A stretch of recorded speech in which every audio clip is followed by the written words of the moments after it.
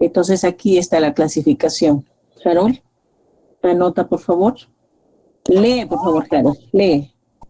Ya, doctora, las hernias se clasifican primero transtentorial, descendente, que pueden ser bilaterales o del diencéfalo y el tronco cerebral, de forma unilateral también o del uncus temporal. También se pueden clasificar en subfacial o del cíngulo. Tercero, transtentorial ascendente o del lóbulo anterior del cerebelo. Y cuarto, transforaminal o de las amígdalas cerebrosas. Muy bien. A ver, aquí en estas imágenes les expliqué los tipos de hernias. Muy bien. A ver, Joaquín.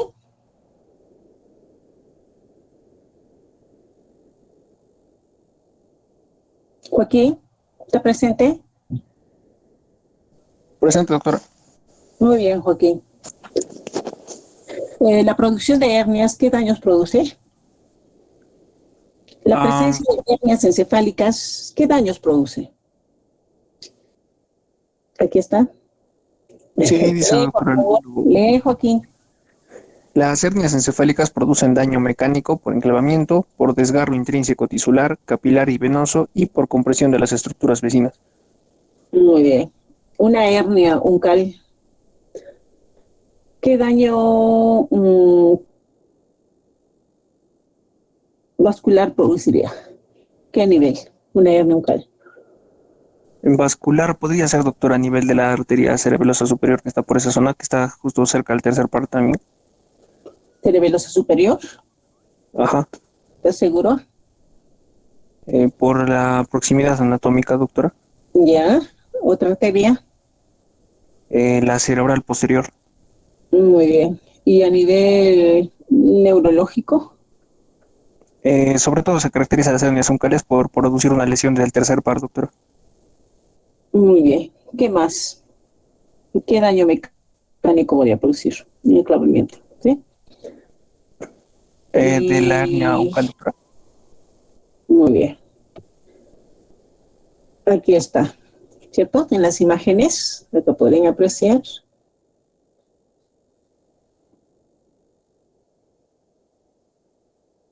La arteria cerebral posterior.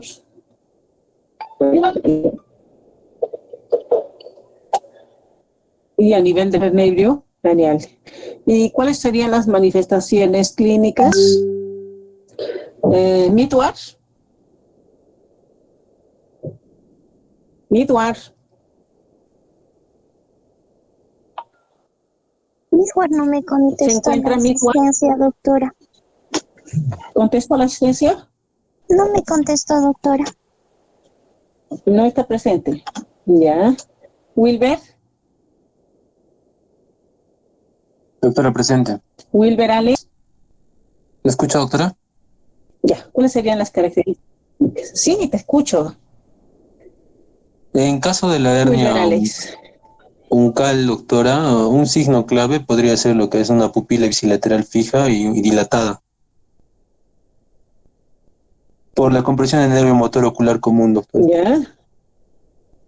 Muy bien. ¿Qué más? También podría ser, bueno, eso se podría decir como una midriasis unilateral. También vamos a tener alteraciones en la conciencia, traducido como un desplazamiento del sistema reticular activador ascendente, doctora. Muy bien. ¿Qué más? Mm, Eso es lo que me acuerdo hasta el momento, doctora. Ya. Este, Jason. Jason Vara. Doctorita, buenas tardes. ¿Cómo está Jason? Buenas tardes. Doctorita, le escucho. Muy bien. ¿Cuáles serían las características clínicas de una hernia subfalcial? Doctora, la hernia subfalcina prácticamente va a ser la herniación, ¿no?, del gyrus singuli.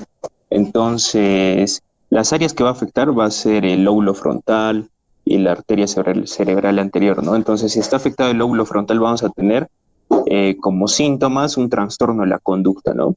Y en el otro caso, como ya les mencioné, la arteria cerebral anterior, tendríamos una paraparesia, ¿no? Debido a la afectación de esta arteria. ¿Y qué más? Ahí tienes en las imágenes. Estás viéndolo. ¿Y qué más hay? ¿Qué otra Una alteración? incontinencia vesical también puede ser, doctora. Ahí está. Muy bien. No se olviden, por favor, la paraparesia e incontinencia vesical. Muy bien.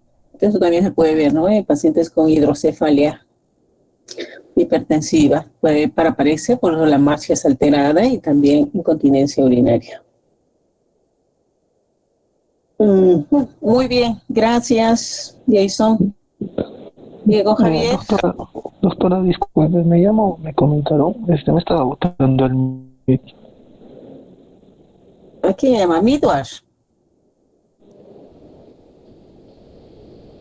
¿Cómo te llamas? ¿Tu nombre, por favor? Jordi. Jordi. Claro. Doctora, es que mi señal es muy intermitente y está botándome cada rato. Ya, Jordi. No te preocupes. Ya. Estamos haciendo un repaso de las hernias. Muy bien. Entonces, hemos empezado con este cuadro acerca de la presión intracraneal y en qué momento hay hipertensión o aumento de la presión intracraneal. Habíamos indicado que estaba influenciada por la presión atmosférica, la presión hidrostática y la presión de llenado. La presión atmosférica, bueno, que tiene un valor de 0, la hidrostática, que tenía efecto a nivel de la, que se refería a nivel de la columna de líquido cefalorraquídeo, y la presión de llenado, que era la relación entre el volumen, ¿no? Entre el parénquima cerebral, líquido cefalorraquídeo y la sangre en relación con la elastancia. Entonces, estos tres factores determinaban la presión intracraneal. Y frente a todo ello, tenemos acá estas fórmulas de la presión de perfusión cerebral, que viene a ser la diferencia entre la presión arterial media y menos la presión intracraneal. Bueno, son fórmulas que nos van a permitir mantener una presión intracraneal adecuada, lo propio. El flujo sanguíneo cerebral, que va a ser igual a la presión de perfusión cerebral sobre la resistencia vascular o arteriolar cerebral. Entonces, todos estos factores van a permitir mantener una presión arterial adecuada o intracraneal, presión intracraneal adecuada. Entonces, vamos a hablar un poco sobre la presión de perfusión cerebral. ¿Qué es la presión de perfusión cerebral? Es el gradiente de presión neto que causa el flujo de sangre al cerebro. O sea, la presión que ejerce para que el cerebro sea irrigado y de esa manera también exista un adecuado transporte de oxígeno al tejido cerebral, el oxígeno y la glucosa como sustratos. Entonces, el valor normal de la presión de perfusión cerebral oscila entre 50 y 150 milímetros de mercurio. Este valor debe de mantenerse cuando hay un mecanismo de autorregulación cerebral normal. Y de esa manera, esto va a generar un adecuado flujo sanguíneo cerebral. Entonces, van de la mano la presión de perfusión cerebral con el flujo sanguíneo cerebral. No olviden, por favor, el valor de la presión de perfusión cerebral, de 50 a 150 milímetros de mercurio. Con estos valores vamos a estar trabajando durante el proceso de las clases. Entonces, no olviden, por favor, la fórmula. Presión de perfusión cerebral es la PAM, la presión arterial media menos la PIC. ¿Cómo hallamos la presión arterial media? Yul,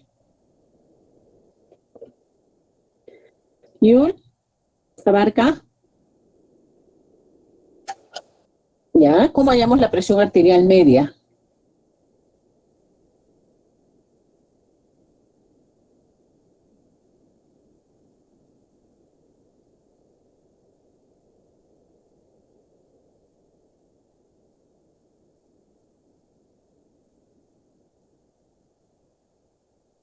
¿Ya? Muy bien, claro, de 60 hasta 160 o de 50 a 150. Muy bien. Pero supongamos,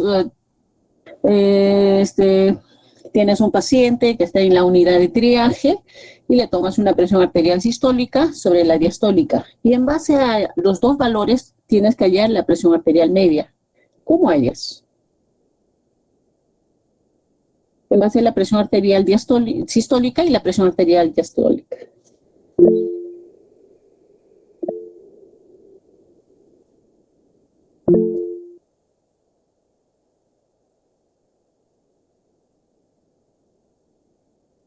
¿Cómo? Ya, supongamos, a ver, tenemos una presión arterial de un paciente de 140/90. ¿Cuál sería su presión arterial media?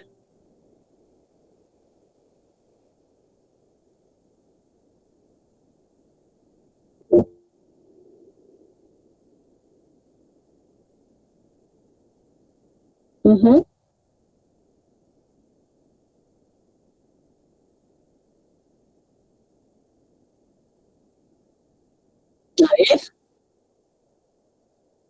A ver, de acuerdo a tu fórmula, saca la presión arterial media y de paso también Carmen Aguayo, Presente, doctora. también. Así es, los voy a esperar y quiero ver los valores de cada uno.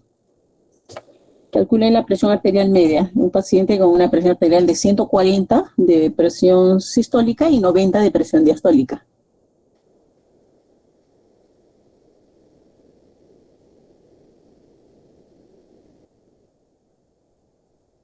Sí, te escucho, Yul. 106. Carmen, ¿cuánto has hallado? También, doctora, 106. ¿Ya? ¿Qué fórmula has utilizado?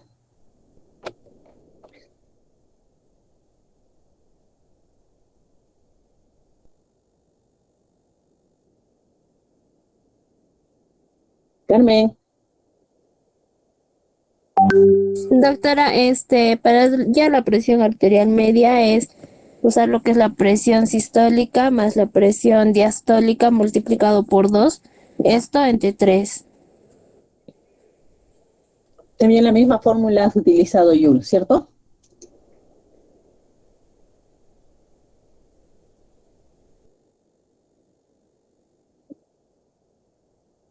Ya. ¿Están de acuerdo todos? ¿Estás de acuerdo, Jimmy?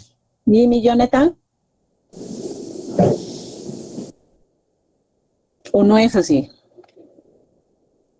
Jimmy, Jonathan, ¿está? Jimmy, Jonathan, ¿se encuentra? Grecia, ¿se encuentra tu compañero? Sí, doctora, me contestó a la lista y también está en el MIS. Ya, no la escucho. ¿Ahora me escucha, doctora? ¿Ya? Te escucho, Jimmy, Jonathan. ¿Está bien la fórmula que han empleado tus compañeros? Sí, doctor. Sí, doctora. Muy bien, no se olviden, por favor, ¿ya? Cuando vean a un pacientito que entonces la presión arterial 106. ¿Normal? ¿Será normal? Jimmy. Jimmy, ¿estará dentro de los rangos normales?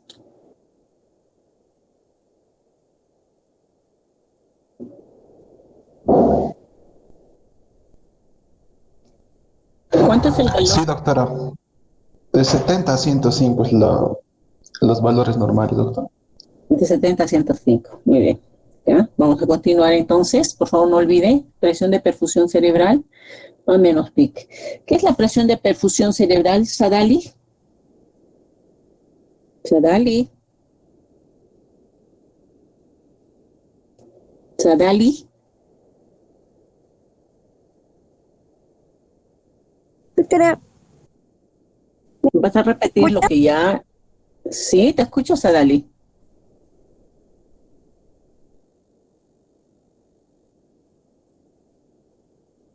doctora 106. Sadali, te pregunté qué es la presión de perfusión cerebral.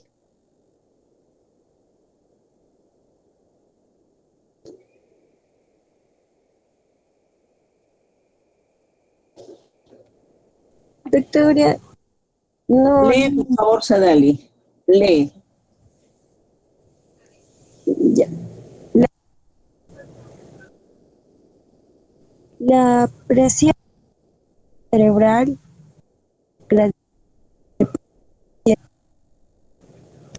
causa sangre, transporte de oxígeno cerebral. Bien, Sadali, se te escucha entrecortado. Entonces, por favor, no olviden ese concepto de presión de perfusión cerebral. Vamos a manejar bastante ahora que vamos a tratar esta parte y tiene que saber, ¿no? Flujo, o sea, es el gradiente de presión neto, la máxima presión que va a causar el flujo de sangre al cerebro. Muy bien. Seguimos entonces. Si hay una presión de perfusión cerebral incrementada o disminuida y esto no recibe un tratamiento adecuado, el paciente va a llegar a una isquemia global del encéfalo. Por eso es importante mantener una presión de perfusión cerebral normal. ¿Cuánto es el valor normal? Sofía Eliana. Sí, doctora. El valor normal es de 50 a 150 mililitros de mercurio. Muy bien, seguimos entonces. Ahora vamos a hablar sobre el flujo sanguíneo cerebral, que viene a ser el suministro de sangre al cerebro en un momento dado. Son dos conceptos diferentes. Presión de perfusión cerebral es presión de sangre. Flujo sanguíneo cerebral es la cantidad de sangre que llega al cerebro. Como nosotros podemos apreciar aquí, el cerebro humano representa el 2%, el cerebro humano representa el 2% del peso corporal total y recibe del 12 al 15% del gasto cardíaco y consume el 20% de oxígeno total. Bueno, acá lo más importante del flujo sanguíneo es que el nivel de la sustancia gris es 4 veces mayor que en la sustancia blanca. Como habíamos indicado al inicio, el cerebro humano no tiene una adecuada capacidad, no tiene una adecuada reserva, se puede decir, para almacenar los nutrientes como son el oxígeno y la glucosa. ¿Y quién se encarga de satisfacer o de entregar este oxígeno y glucosa? Es la sangre mediante un adecuado flujo sanguíneo cerebral. Entonces, puede existir fluctuaciones a nivel de la presión arterial media, pero el flujo sanguíneo cerebral se tiene que mantener constante, no puede disminuir ni aumentar. Si el flujo sanguíneo cerebral, si la presión arterial se encuentra por encima de 150, se va a producir un edema vasogénico. Y si se va a encontrar por debajo de 50, va a producir una isquemia cerebral. Si hay demasiada sangre en el cerebro, hay hiperemia, es decir, existe un aumento de la presión intracraneal. Y por lo tanto, ¿qué va a producir una hiperemia? Chicos.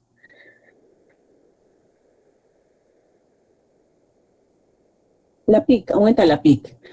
Ahora, si el flujo sanguíneo cerebral, existen valores, ¿no? El flujo sanguíneo cerebral es en el cual si es menor de 18 a 20, también va a producir isquemia y por lo tanto muerte del tejido cerebral.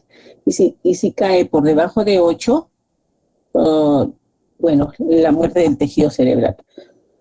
Entonces acá, esta fórmula es importante para que ustedes puedan ver la fórmula del flujo sanguíneo cerebral que está directamente o es directamente proporcional, la presión de perfusión cerebral al flujo sanguíneo cerebral. ¿Qué indica esto? Que ambos dependen. Entonces, si aumenta el flujo, la presión de perfusión cerebral, ya que es directamente proporcional, va a aumentar el flujo sanguíneo cerebral. Entonces, no olviden, por favor, que el valor del flujo sanguíneo cerebral oscila entre 45 a 65. Hay literaturas en las cuales indican de 50 a 70, otros de 40 a 60. Entonces, estamos tomando como valor para que nosotros trabajemos ahora como 45 a 65 mililitros de sangre por cada 100 gramos de tejido por minuto, ¿ya? Entonces, decimos que la presión de perfusión cerebral va a ser directamente proporcional al flujo sanguíneo cerebral. Es así que si aumenta la presión de perfusión cerebral, el flujo sanguíneo cerebral también va a aumentar. La resistencia vascular cerebral va a ser inversamente proporcional. ¿Qué quiere decir? Si el flujo sanguíneo cerebral aumenta, entonces esta resistencia vascular va a disminuir. ¿Ya? Por favor, no olviden, directamente proporcional e inversamente proporcional.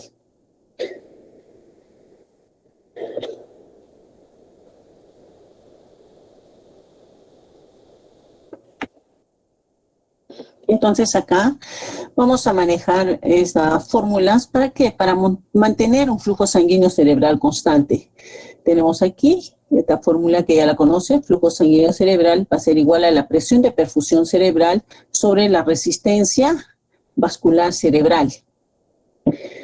Y hemos empezado las clases indicando que la presión de perfusión cerebral es igual a la presión arterial media menos la PIC.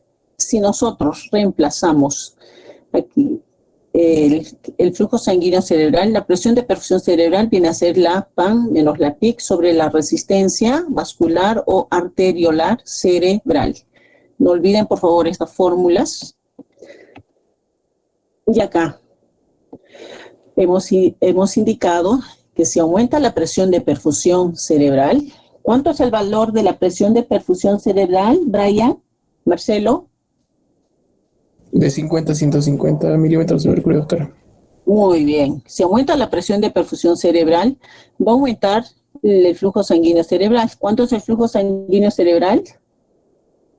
Dijo que digamos en consenso de 45 a 65 mililitros. Muy bien. Por cada 100 gramos de masa encefálica por minuto. ¿Cierto? Sí. Entonces, esto es lo que se da. Aumenta, es directamente proporcional la presión de perfusión cerebral al flujo sanguíneo cerebral.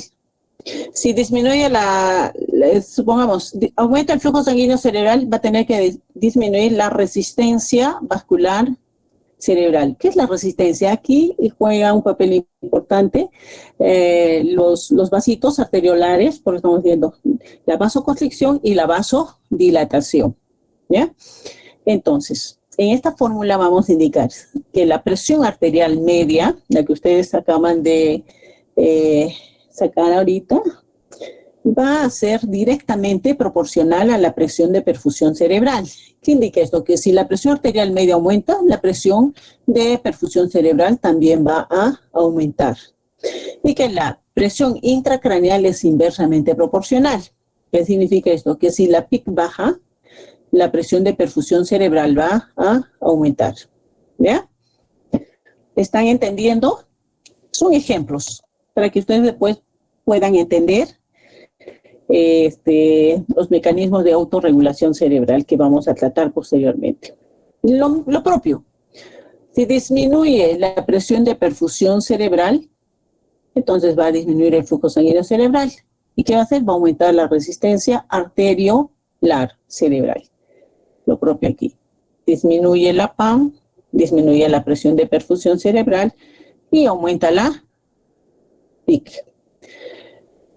Muy bien, acá estamos hablando sobre la PIC, vamos a tratar de los valores, vamos a mantener los valores entre 5 a 15 milímetros de mercurio, ¿ok? La PIC, como valor normal. Bueno, acá lo que quiero recalcar es que estamos hablando de condiciones fisiológicas. Condiciones fisiológicas es cuando la PIC se va a mantener dentro de los valores normales, entre 5 a 15.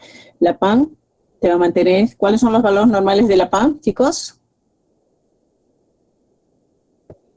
De 60 a 105 milímetros de mercurio. De 70 a 105. 70 a 105.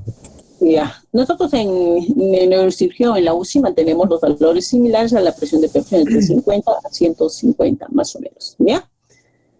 ¿Listo? Porque a 105 manejamos PANs mayores a 30 en caso de aneurismas cerebrales clipados. ¿Ya? ¿Listo? Entonces, si aumenta la PIC, disminuye la presión de perfusión cerebral. Pero en condiciones fisiológicas tienen que mantenerse constantes, de 5 a 15, la PA entre 50 a 150 y la presión de perfusión, pues, claro, la presión de perfusión cerebral entre 50 a 150 y esto entre 70, ¿hasta cuánto me dijeron, chicos? 150, hasta 130 podemos manejar la PAM, ¿ya? Listo. ¿Y el flujo sanguíneo cerebral cuánto? Es de 45 a 65 milímetros por cada 100 gramos de tejido cerebral por minuto. Por minuto. Muy bien. Si uno de estos se empieza a alterar, estamos hablando ya de condiciones patológicas. Muy bien. Entonces acá estamos indicando que en situaciones fisiológicas el flujo sanguíneo cerebral se mantiene constante. ¿Gracias a qué mecanismo? A este mecanismo denominado autorregulación cerebral en condiciones fisiológicas. ¿Ya? Entonces vamos a hablar sobre la autorregulación cerebral. ¿Qué es la autorregulación cerebral? Es una propiedad intrínseca, es decir, propio de los vasos cerebrales. ¿Para qué? Para mantener el flujo sanguíneo cerebral constante. ¿Cuánto es el flujo sanguíneo cerebral? Antonio, Pablo Antonio. ¿Pablo Antonio está? Hans Mendel. Doctora, ni Hans ni Pablo me contestaron en la lista. Ya, Gonzalo Renato. Presente, doctora.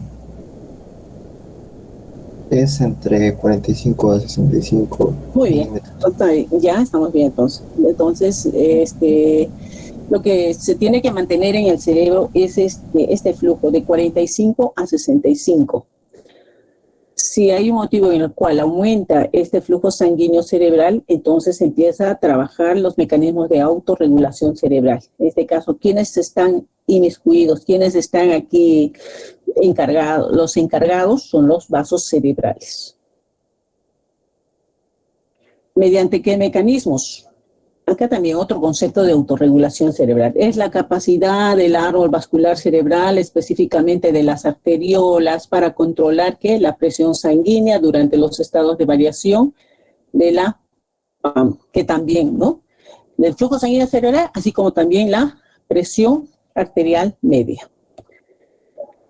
Muy bien, entonces existen varias teorías para la autorregulación cerebral. Estos mecanismos vienen a ser la teoría metabólica, la teoría miogénica o miógena, la teoría química, la teoría sobre viscosidad sanguínea y sobre la teoría neuronal. Bueno, para que no se confundan, acá voy a explicarles un poco en esta fórmula.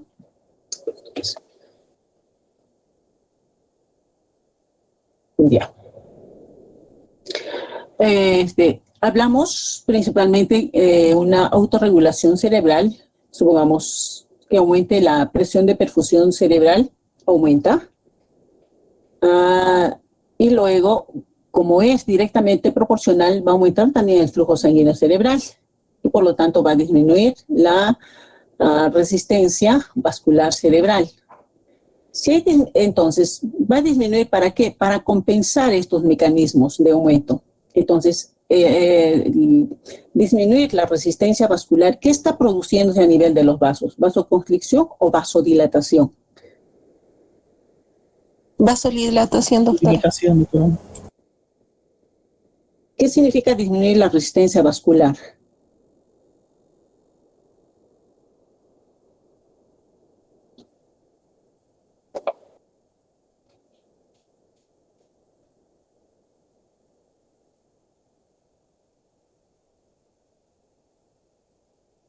Gabriela Adriana.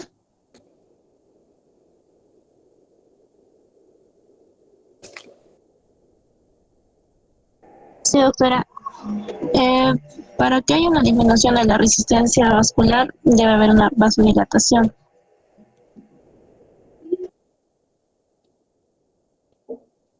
Muy bien.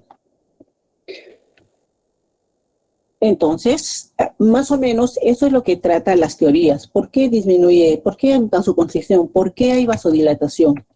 Entonces empezamos acá con la teoría metabólica.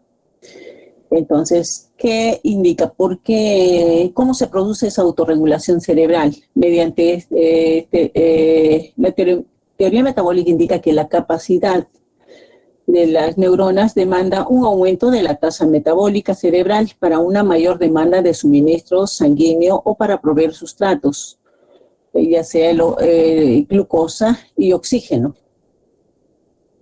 Entonces va a existir una mayor demanda o mayor aumento de la tasa metabólica cerebral. Eso es lo que indica ahorita, poco a poco vamos a entender.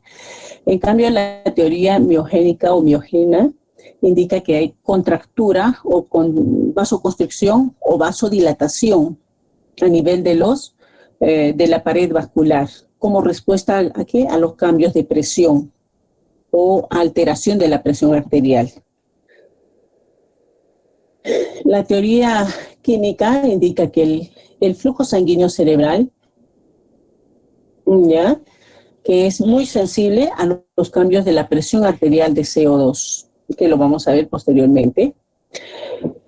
Por ejemplo, ¿cuánto es el valor normal de la presión arterial de CO2? Helen, Alejandra. Doctora. ¿Cuánto es el valor normal de la presión arterial de CO2? Doctora, es de más o menos de 30 de CO2, ¿verdad?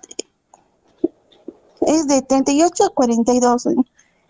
Ya, 38 a 42, 35 a 45. Entonces, ¿qué es lo que quiere decir esta teoría? Dice que cuando hay hipocapnia, ¿qué es hipocapnia? Cuando está disminuyó la presión arterial de CO2, o sea, cuando es menor a 35, ¿qué se va a producir? Va a producir vasoconstricción cerebral. Y esa vasoconstricción va a disminuir el volumen sanguíneo cerebral. Y esa disminución va a disminuir la presión intracerebral. ¿Ok? En cambio, la hipercapnia, cuando hay aumento de la presión arterial de CO2, es decir, mayor a 45, entonces se va a producir una vasodilatación cerebral. Por lo tanto, va a aumentar el volumen sanguíneo cerebral y por consiguiente aumenta también la PIC. Esta teoría química es importante en el manejo de pacientes, principalmente pacientes que se encuentran en ventilador mecánico. Nosotros tenemos pacientes con hipertensión arterial elevada. ¿Cuánto es la presión intracerebral? Karen Milagros. Doctora dijo que era normal de 15 a 20. Manejando 15. De 5 a 15, perdón. De 5 a 15. De 5 a 15. Ya. Y si estamos hablando de una elevación de la PIC, más o menos, ¿en cuánto? Puede ser mayor a 15. Supongamos una paciente que está con una PIC de 20. ¿Ya? Está con una hipertensión intracraneal severa. Entonces, nosotros tratamos de que el paciente disminuya la presión de CO2, porque va a aumentar. Queremos que disminuya y por lo tanto pedimos al paciente o al anestesiólogo pedimos que hiperventile. Y de esa manera va a producir vasoconstricción, va a reducir la PIC. Pero esto va a ser por un tiempo, temporalmente, no va a ser prolongado, porque también tiene su efecto colateral. Esto acaba este proceso y nuevamente aumenta la PIC. Solamente en casos de descompresión, o al momento de hacer una craniectomía descompresiva, ¿no? En una descompresión cerebral, utilizamos este mecanismo de la hipocapnia. ¿Ok? Muy bien. Evitamos que haya hipercapnia, porque esto va a aumentar la PIC y no nos conviene. Muy bien, tenemos también la otra teoría de la viscosidad sanguínea, que a mayor hematocrito hay mayor viscosidad, por lo tanto hay menor velocidad circulatoria y menor flujo sanguíneo cerebral, por lo tanto menor aporte de oxígeno, menor cantidad de glucosa en la sangre, por lo tanto disminuye el metabolismo cerebral. Y que es lo propio, ¿no? Inversamente, a menor hematocrito, menor viscosidad, mejor plasticidad y mayor velocidad circulatoria. Este efecto se ve con el mannitol. Tenemos la otra teoría neuronal, que se refiere a la inervación simpática y parasimpática. Esto mediante la intervención de los neurotransmisores, la noradrenalina, que va a producir vasoconstricción, la acetilcolina, vasodilatación, y la presencia de los neuropéptidos, como tenemos el polipéptido inhibidor vasoactivo, polipéptido histidina y isoleucina, que van a ser ambos vasoconstrictores.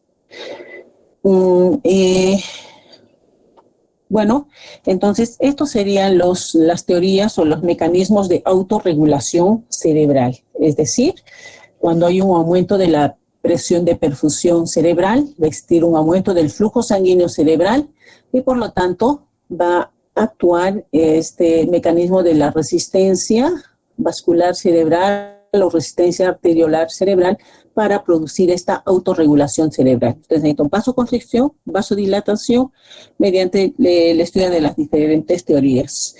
¿Están entendiendo, chicos, o hay alguna duda hasta acá? Sí se entiende, doctora. Ya, está muy bien, se está entendiendo, porque vamos a entrar poco a poco y vamos a ver todos estos mecanismos que se producen en una presión intracraneal. Entonces, ¿qué pasa con la autorregulación cerebral? Voy a repetir todo lo que les he mencionado. Dice que ante variaciones de la PAM de 50 a 150 se va a alterar ¿qué? El flujo sanguíneo cerebral de forma directamente proporcional. Yo les había indicado aquí, si la PAM aumenta, la PAM, que es directamente proporcional a ¿qué? A la presión de perfusión cerebral y por lo tanto al flujo sanguíneo cerebral. Aumenta la PAM, va a aumentar la presión de perfusión cerebral y va a aumentar el flujo sanguíneo cerebral. ¿Ya? Y vamos a evaluar entonces esta otra variable que viene a ser la resistencia vascular cerebral, que esta va a ser la implicada en la autorregulación cerebral. Entonces estoy repitiendo lo que les mencioné anteriormente. ¿Y esto mediante qué mecanismos? Mediante los mecanismos de vasoconstricción y vasodilatación. Y esto se denomina autorregulación cerebral. Entonces, volvemos a repetir, esto se logra mediante la presencia de los vasoreceptores y los quimiorreceptores a nivel de la pared vascular. Ya hemos dicho, son mecanismos, uno, del CO2, la presión de oxígeno, también los efectos de la adrenalina, noradrenalina, en base a todas las teorías.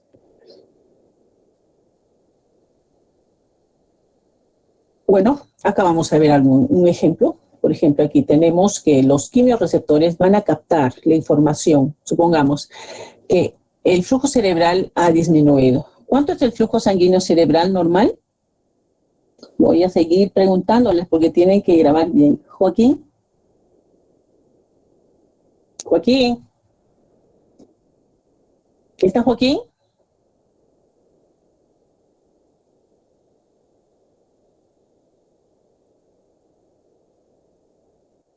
Bueno, entonces, si el flujo cerebral ha disminuido, si los valores normales son de 45 a 65, supongamos que tenemos un valor de 30.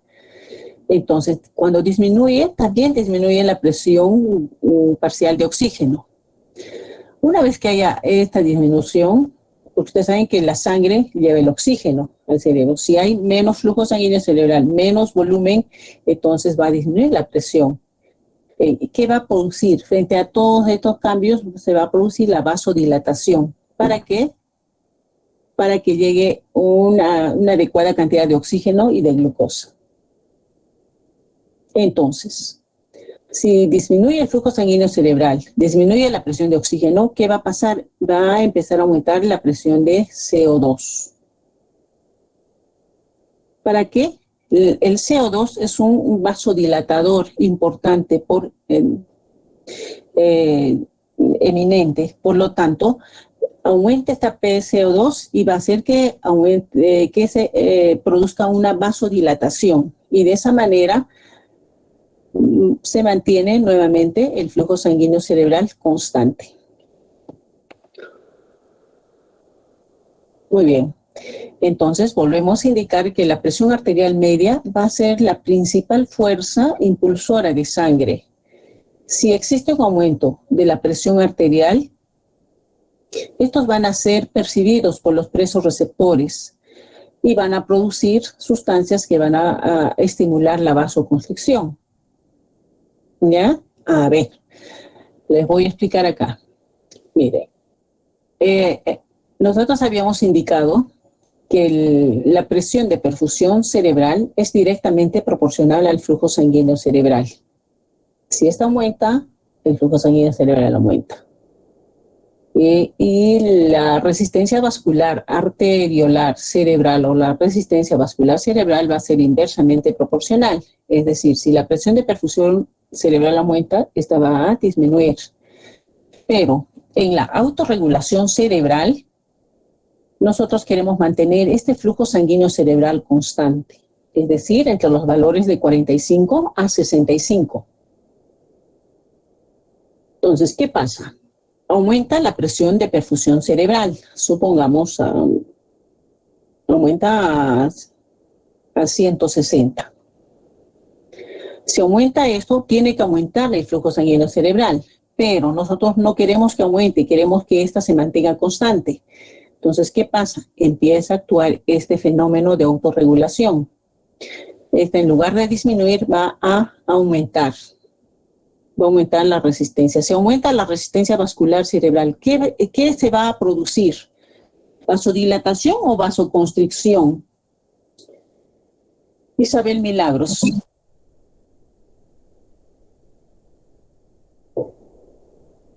Isabel Milagros.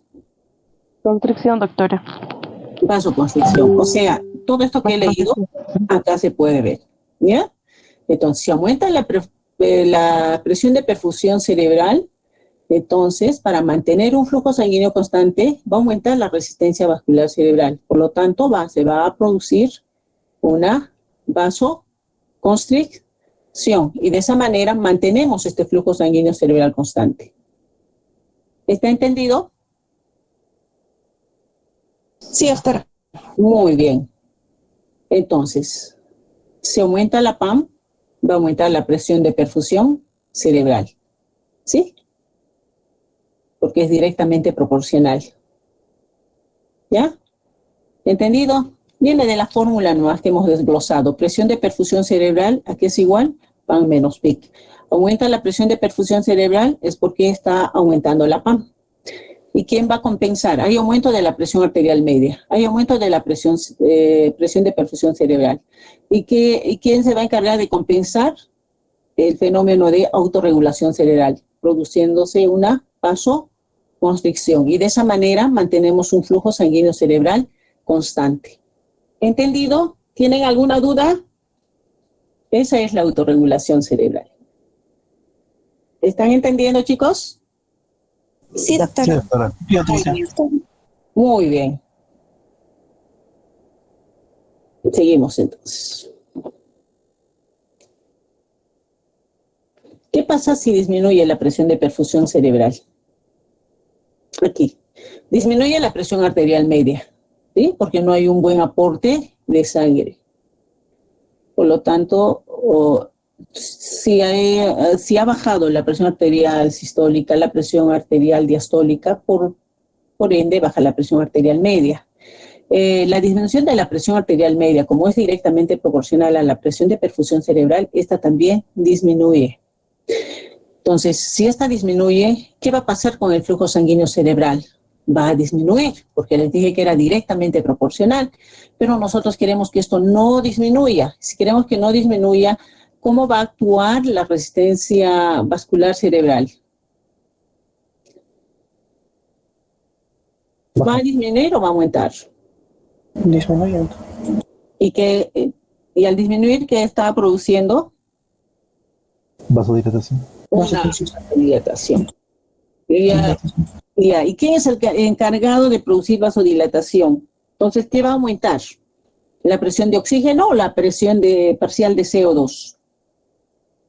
De CO2. De CO2. Muy bien. ¿Y qué pasa cuando aumenta la presión parcial de CO2?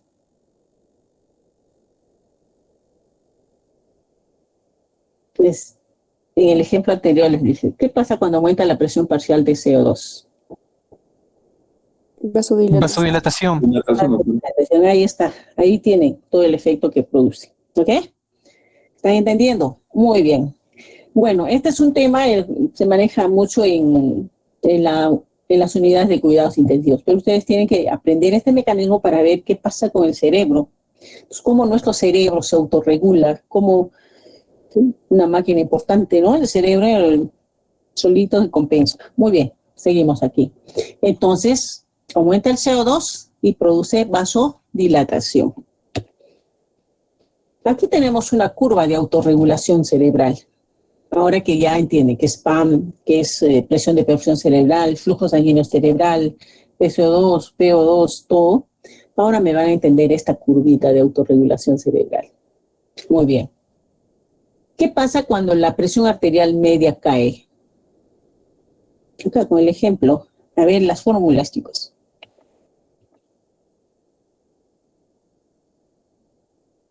¿Qué pasa cuando la presión arterial media cae? Cae la presión de perfusión cerebral. Cae la presión de perfusión cerebral. Y por ende, ¿qué es lo que caería? Supongamos esto. El flujo sanguíneo. El flujo sanguíneo cerebral. Entonces, acá tenemos este cuadrito. Acá tenemos el flujo sanguíneo cerebral y acá tenemos la presión arterial media. ¿Sí? Entonces, nosotros hemos indicado que la presión arterial media es directamente proporcional a la presión de perfusión cerebral y la presión de perfusión cerebral es directamente proporcional al flujo sanguíneo cerebral. ¿Sí? Entonces, si cae la presión arterial media, ¿qué va a producir a nivel de la resistencia vascular cerebral? ¿Vasodilatación o vasoconstricción? Vasodilatación.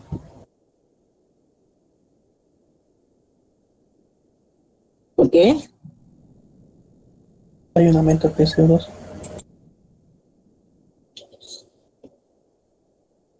¿Por qué? A ver.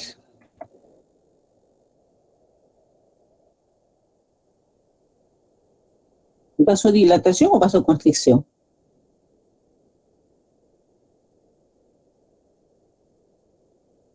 Vasodilatación sería un poquito. Muy bien. Ya está. Entonces, cae la presión arterial media, entonces va a producir una vasodilatación. A más caída, mayor vasodilatación. Y de esa manera se va a autorregular. Y si aumenta la presión arterial media,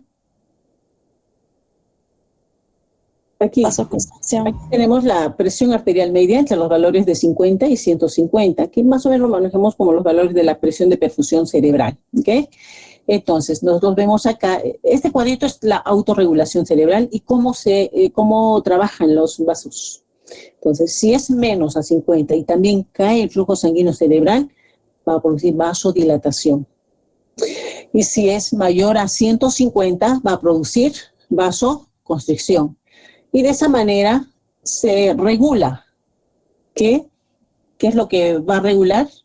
El flujo sanguíneo cerebral. Entonces, si la PAN sube, vasoconstricción. ¿Sí?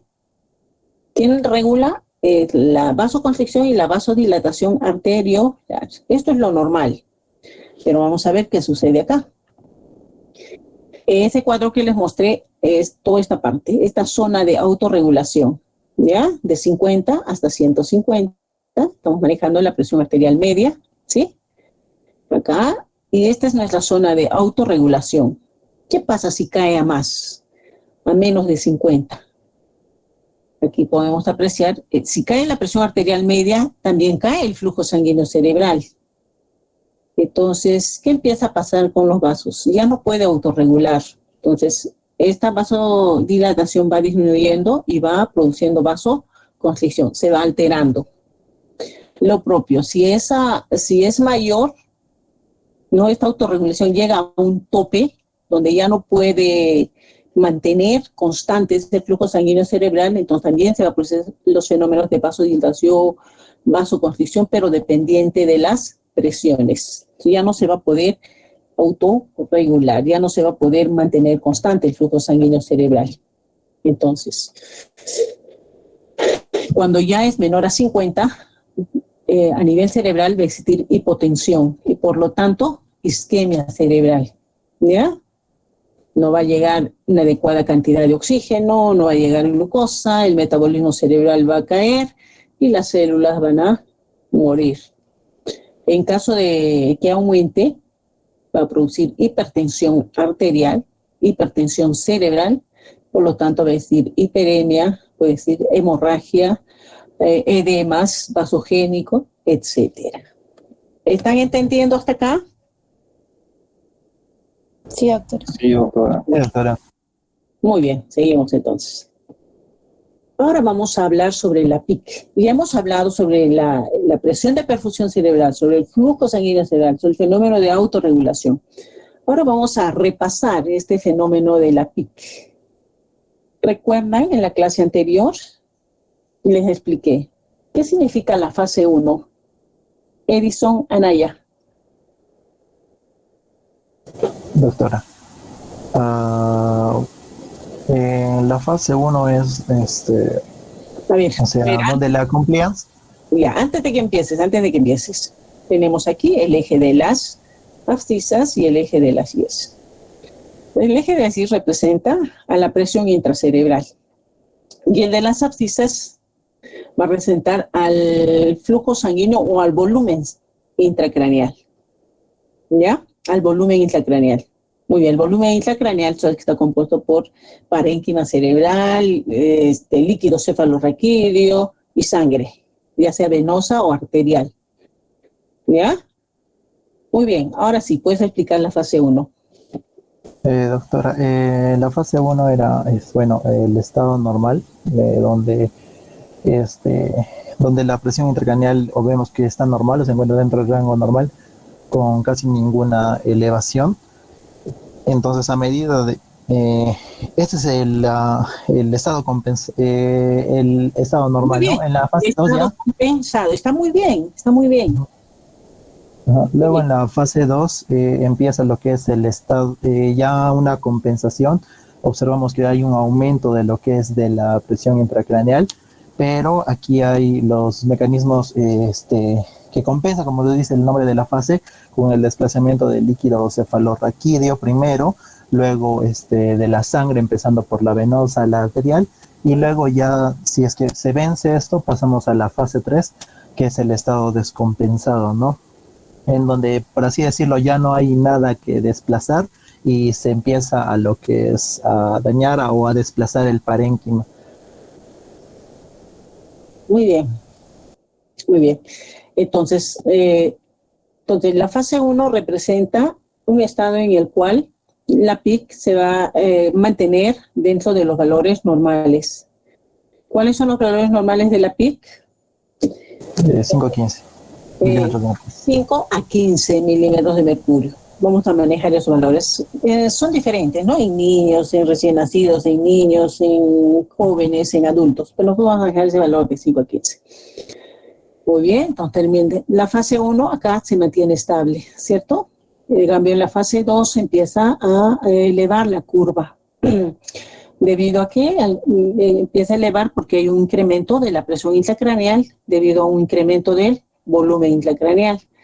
Y en la fase 3, a un pequeño aumento de volumen, existe un aumento drástico de la presión intracraneal. Entonces aquí estamos hablando de la compliance y la elastancia, donde acá la compliance es alta y la elastancia es baja, mientras que acá ya la compliance es baja y la elastancia es alta. Hemos indicado que compliance era ese espacio donde podía aumentar el volumen, mientras que la estancia es la capacidad, ya sea del parénquima cerebral, de la sangre o del líquido cefalorraquídeo, de aumentar, ya sea en cuanto a volumen. ¿Han entendido la curva de la PIC? ¿Sí? ¿No han entendido bien? Bien, vamos acá entonces. Entonces, esta es la curva de autocomplacencia y distensibilidad. Entonces, graben bien esta imagen, fase 1, fase 2 y fase 3. Acá. Vamos a hablar de la fase 1. Esta fase 1 es la fase compensada. ¿Bien? No olviden, por favor, la fase compensada. ¿Qué quiere decir? Aquí trabaja la ley de Monroe-Kelly en esta fase 1. Nosotros habíamos indicado aquí, ¿recuerdan este cuadrito que les mostré al inicio? ¿Sí? Donde en un estado normal la PIC se encontraba dentro de los valores normales, dentro del 5.15. Pero estamos hablando ya de esta fase, la fase 1, en el cual puede haber el incremento de una masa, puede haber aumento del líquido cefalorraquídeo, una hemorragia intracerebral. Entonces, ¿qué pasa en esta teoría? Dice que si aumenta un volumen, por ende, tiene que compensarse disminuyendo los otros volúmenes. ¿Qué quiere decir? Si hay aumento de cerebro o masa encefálica, tiene que disminuir, ya sea el volumen del líquido cefalorraquídeo o el volumen sanguíneo. Puede ser venoso, arterial. Entonces, esto es lo que sucede. Este es el estado de compensación, la fase 1. ¿Ok? No olviden, chicos. Fase 1, estado de compensación. Puede ser aquí que esté creciendo un tumor cerebral. Mientras el paciente está con un tumor cerebral y está compensando, el líquido cefalorraquídeo es lo primero, habíamos hablado de los estados de amortiguación, ¿no? Se amortigua dirigiendo el líquido cefalorraquídeo al espacio subaracnoideo a nivel de la columna y de esa manera trata de mantener constante este valor. ¿Ya? Entonces estaríamos en la fase 1. Entonces la PIC se mantiene normal. ¿Ya? Vamos aquí de 5 a 15. Dentro de la fase 1 es la curva normal. Es un estado compensado. Entonces, por eso es lo que se caracteriza esta fase. Fase 1 compensada, donde participa la ley de Monroe-Kelly, donde no existe alteración de la PIC y tampoco del flujo sanguíneo cerebral. O sea, todo marcha en onda, todo marcha ok. ¿Bien? Muy bien. ¿Están entendiendo, chicos? Sí, doctora. Sí, doctora. Seguimos entonces. Continuamos. Ahora entramos a la fase 2. La fase 2 empieza cuando estos mecanismos de amortiguación, ya sea la sangre o el líquido cefalorraquídeo y la sangre, ya no pueden ser desviados, ya no pueden disminuir. Entonces empieza aquí dice fase compensada, no lo voy a borrar, no es fase compensada. Ya empieza ya la fase de descompensación. Entonces, como acá dice, los mecanismos ya no pueden compensar más este volumen constante. Entonces, ¿qué pasa? Empieza a aumentar el volumen y también la PIC. Entonces, si aquí estaba dentro de 5 a 15, aquí ya puede estar ya subiendo a 20, a 18, a 20 milímetros de mercurio la PIC. Solo con con el volumen incrementa y también la PIC está incrementando. La curva se hace más corta. Entonces, en esta fase 2, por favor, borren esa fase compensada, que ya es la fase de descompensación. ¿Sí? Entonces, vamos a ver con la fórmula. ¿Ya? Aquí vemos que la PIC, hemos indicado en la fórmula que es inversamente proporcional a la presión de perfusión cerebral. Si aumenta la PIC, aquí está aumentando la PIC, ¿qué pasa con la presión de perfusión cerebral?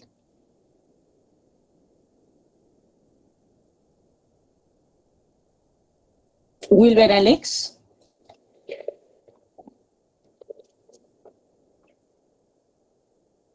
¿No está? Noelí. Noelí Luna.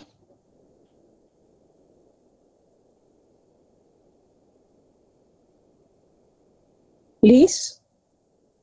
Doctora, buenas tardes.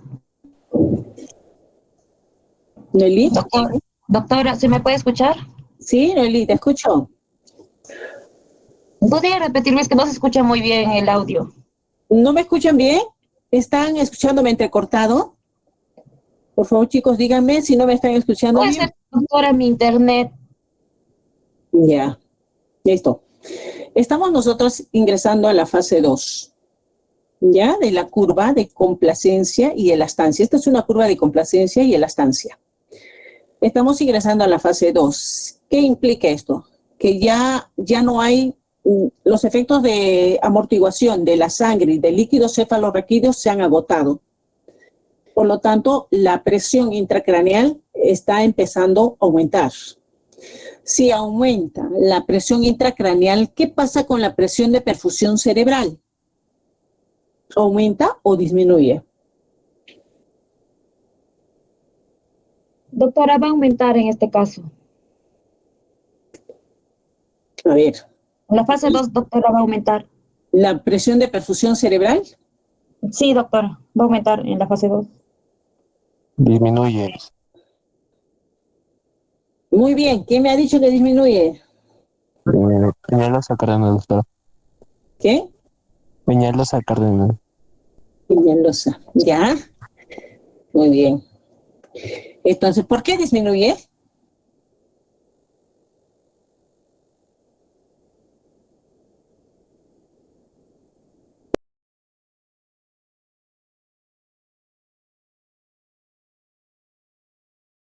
Tiene que mantenerse constante. ¿Ya? Entonces, disminuye la presión de perfusión cerebral. Queremos mantener un flujo sanguíneo constante todavía. ¿Qué va a pasar con la resistencia arteriolar cerebral o resistencia vascular cerebral? Aumento. Disminuye, doctor. Va a disminuir. Y cuando disminuye la resistencia vascular cerebral, ¿qué se produce? ¿Vasodilatación o vasoconstricción? Vasodilatación. Vasodilatación. Entonces, todavía hay algunos fenómenos extras. En este caso, ¿quién está participando? ¿Cómo se llama este fenómeno? Fenómeno de Regulación. Autorregulación cerebral. Entonces ya en la fase 2 empieza a participar la autorregulación cerebral. En la fase 1, la teoría de la ley de Monroe-Kelly, donde indica si está aumentando, si hay aumento de volumen, hay desplazamiento de los otros volúmenes. Por ejemplo, en este caso, el líquido cefalorraquídeo, de la sangre, de esa manera trata de mantener una presión intracerebral o intracraneal normal. ¿Ya? Entonces son los fenómenos de amortiguación, que es líquido cefalorraquídeo y sangre. La fase 2 empieza a aumentar la PIC, entonces trata de compensar mediante la autorregulación cerebral. En la fase 2 participa ya la autorregulación cerebral. ¿Están entendiendo? ¿Sí? Aquí se activan los mecanismos de autorregulación cerebral. Entonces, nos lo han dicho, que se produce vasodilatación. ¿Para qué? Para que el flujo sanguíneo cerebral se mantenga constante. Y aquí está la fórmula. Queremos mantener el flujo sanguíneo cerebral constante. Entonces, la presión de perfusión cerebral disminuye y esta resistencia va a tener que disminuir. Y de esa manera mantenemos constante este flujo sanguíneo cerebral mediante el fenómeno de autorregulación cerebral. ¿Están entendiendo? ¿Ya? Estamos definiendo cada fase. Listo. Acá indica que cuando ya estos mecanismos de autorregulación llegan a un límite, ya no se pueden vasodilatar más, ¿ya? Entonces, ¿qué comienza a aparecer? Los síntomas de la PIC. ¿Cuáles son esos síntomas de la PIC? La cefalea intensa, la cefalea persistente, Entonces ya empiezan a aparecer los síntomas. Tengan en cuenta, chicos, en qué fase aparece cada síntoma. ¿Por qué la cefalea intensa? Yamit Araceli.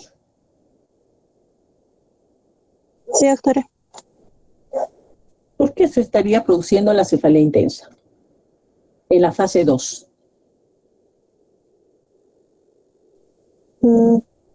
Por el incremento de la presión. Ya, pero ese incremento de la... ¿Por qué duele la cabeza, chicos? ¿Qué es lo que produce dolor de cabeza? ¿Duele el parénquima cerebral? ¿Duele el tronco cerebral? ¿Duelen los ventrículos? ¿Irritación meningia, doctora? ¿Por aumento de la presión? Muy bien. ¿Y qué nervios inervan a las meninges o a la dura madre?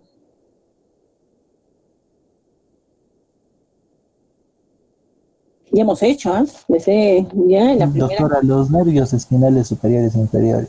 Muy bien, superiores nomás, no inferiores. Nervios espinales superiores. Medio segundo. ¿Qué más? ¿Qué otro nervio? Quinto par craneal, doctora. El trigémino. Trigémino. El trigémino. ¿Qué más? Hemos hecho los dos nomás, pero podemos ampliar, ¿no? El vago también. Eso es lo que indica. Entonces, como la presión está aumentando, el volumen está aumentando dentro de la dura madre, entonces esto empieza a distenderse, es como si estuvieran inflando un globo, ¿ya? Entonces empieza a distender y los nervios empiezan a irritarse. Muy bien, irritación meningia. Entonces, ese es el fenómeno de la cefalea. ¿Ok? ¿Entendido? Ustedes han tenido pacientes, ¿no? Pacientes que tienen una hemorragia intracerebral. ¿Qué tienen? Cefalea, vómitos explosivos, ¿qué más? Náuseas, etcétera. Muy bien, entonces, distensión de la dura madre. ¿Por qué Porque está inervada. Ya ustedes ya han indicado los nervios. Muy bien.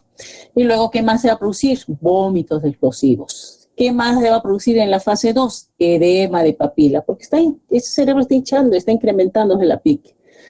Entonces, ¿por qué el edema de papila? Por la compresión del nervio óptico. ¿Qué más se va a producir? Visión doble. ¿Por qué? Por compresión del sexto nervio craneal. ¿Listo? Con el sexto nervio craneal. ¿Están entendiendo? ¿Sí? Entonces, Sí, en la fase 2. Entonces, está empezando a aumentar la PIC y está empezando a producir la cefalea, náuseas, vómitos, diplopía, ¿qué más? Edema de papila, ¿qué más? Eso es todo, ¿ya? Bien, ahí termina entonces. Entonces ya no hay el fenómeno de autorregulación cerebral, habrá empezado por acá, ha terminado por acá, termina ese fenómeno de autorregulación cerebral, empiezan a aparecer los síntomas en el paciente. Muy bien, ahora vamos a entrar a la fase 3. Ustedes pueden apreciar acá en este gráfico, miren, solamente unos pequeños cambios de volumen inmediatamente aumentan bruscamente la presión intracraneal, es decir, ya no hay más espacio, ya no hay más complacencia, por lo tanto no se va a producir más elastancia. Entonces empezamos con la fase 3, que también es el estado ya descompensado, donde la PIC llegará pues a 30, 40 milímetros de mercurio. Aquí lo dice, a pequeños cambios de volumen existe alta variación de la PIC. Entonces aquí tenemos nuestro gráfico, también de la teoría de Monrichelli, donde debe mantener todo constante, pero ya aquí estamos en el estado descompensado con una PIC elevada, donde acá podemos apreciar el aumento de la PIC que va a ocasionar. ¿Qué va a ocasionar el aumento de la PIC? Una disminución de la presión de perfusión cerebral. Una disminución. Y por lo tanto, si hay disminución de la presión de perfusión cerebral, ¿qué va a disminuir? El flujo sanguíneo. El flujo sanguíneo cerebral. Sanguíneo cerebral. Ahora, ¿quién empezará a trabajar? ¿A quién le corresponde? Ya ha trabajado la autorregulación cerebral. Ahora, ¿qué hacemos? Ya no hay. ¿Quién va a regular esa PIC? ¿Quién va a regular? ¿Qué va a hacer que este flujo sanguíneo cerebral se mantenga constante? Ya no hay nadie. Entonces, lamentablemente va a tener que caer el flujo sanguíneo cerebral. Si cae el flujo sanguíneo cerebral, no hay buena irrigación cerebral, no hay buena cantidad de oxígeno, no llega una adecuada cantidad de oxígeno, no llega, ¿qué más? No llega glucosa, y ya se están agotando todos los sistemas de reserva.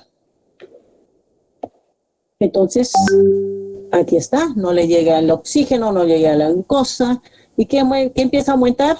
La presión de CO2. ¿Cuánto es la presión normal de CO2, Brian, Marcelo? De 35 a 45 milímetros de mercurio, doctor. ¿Ya? ¿Por qué va a aumentar entonces la presión de CO2? Bueno, trata de compensar, ¿no? Ya la autorregulación ya se agotó. ¿Qué se va a activar? Aumenta la presión de CO2. ¿Qué produce el aumento, el incremento de CO2? Vasodilatación, doctora. No, vasoconstricción. ¿Qué produce el aumento de CO2, chicos? Vasodilatación. ¿Vasodilatación o vasoconstricción? Dilatación, otra. Vasodilatación. ¿Vasodilatación o vasoconstricción? A ver, chicos. Sí, vasodilatación, doctora. El oxígeno es un potente vasoconstrictor, ¿no? Muy bien, el CO2 ya es un potente vasodilatador, el CO2, ¿cierto? Entonces produce vasodilatación. ¿Qué va a empezar a activarse? La tríada. Entonces empieza la tríada de Cushing. Recién ya en la tercera fase. Pero la tríada de Cushing es un fenómeno. A ver, ¿qué pasa en la tríada de Cushing? ¿Cómo va la presión? ¿Qué pasa con la presión arterial? Aumenta.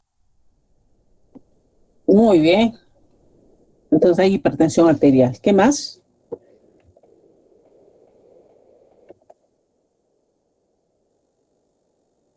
La tríada de Cushing no es un mecanismo de compensación, por favor. No llega a amortiguar el aumento de la PIC. Ya hemos indicado que ya se agotaron los amortiguadores. Los amortiguadores se encontraban en la primera fase. ¿Quiénes eran? El líquido cefalorraquídeo y la sangre, ya sea venosa o arterial. Entonces, la tríada de Cushing va a ser una cascada de eventos que se van a producir ya como evento final. ¿Qué es lo que va a producir? Bradicardia. ¿Qué más? Taquipnea o una irregularidad respiratoria. ¿Qué más? Hipertensión arterial. Ya estamos en la fase 3. O sea, el paciente ya está a punto de fallecer. Entonces, son los eventos finales.